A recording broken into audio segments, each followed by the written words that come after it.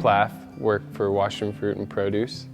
We're out here in George, Washington, and I oversee the apple orchards out here on the Frenchman Hills. Been working in and out of the orchards and the warehouses since I was probably about 14. My first job was lifting up big Golden Delicious branches right before harvest so the tractor could drive through the block and pick out the bins. So I'm climbing up ladders with twine, pulling up 80 to 100-pound limbs.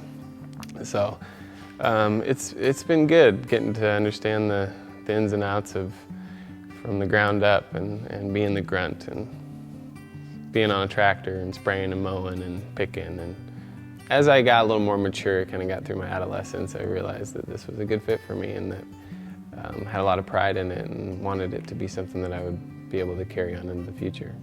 It was probably through college when I spent a whole summer in the cherry warehouse,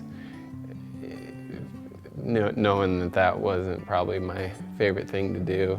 I'm an outdoors person, and I like being feet on the ground, watching the developments take place to go from a row crop field to a producing apple orchard.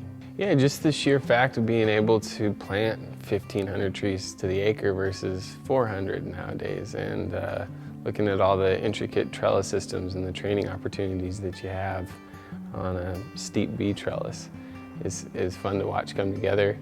And something that's really become prevalent in our company is balancing crop load and counting buds and watching the bloom and balancing the load from year to year so we don't run into as much biennial bearing, and pushing the blocks as much as we feel fit to give us that ideal size and yield year after year.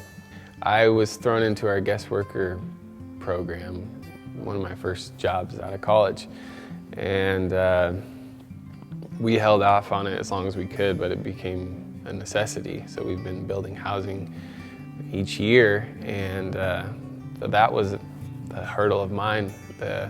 Didn't go to school for construction management, so a lot of guys would ask me when I'm working on these projects, did you major in something construction oriented? No, I wanted to be an apple farmer. But when it comes down to it and you're looking after a chunk of acreage, you got time-sensitive jobs on the line, you gotta hit it with the people. We've found a balancing act of shifting people to different areas and trying to keep them busy all the time, because there does come a time where you're overwhelmed with labor and the work's just not there. So there's a trick to it. One thing that I've really tried to pay attention to in the last couple of years is chemical thinning. That sets you up for the whole year. One slip one way or the other, too much or too little, you're gonna live with it for the whole year. Well, we've been using a pollen tube model lately, which is the Wazoo deal. That's been a slick tool to follow, measuring style lengths and trying to time it down to the hour. So very precise. And you gotta understand that all the flowers are opening at different times, and that there's gonna be some level of speculation in your decision making. Just having your equipment all ready and your crew and everybody ready at the opportune moment. Produce does not wait for anybody. And if you don't have 9 tractors ready for this 2-hour window that you have, it's gone tomorrow.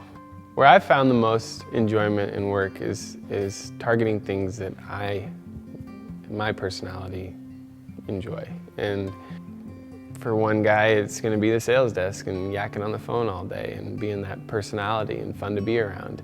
Other guys, it's going to be feet on the ground in the warehouse and moving the fruit around and watching that come together and just trying to find what fits best for your personality. Produce is a high demanding industry, and it's not for everybody, but it took me a while to sort out my passion for the growing and taking a step back and thinking about taking a orchard from dormancy to putting fruit in a bin, and appreciating that and realizing that what we're providing is a pretty special product.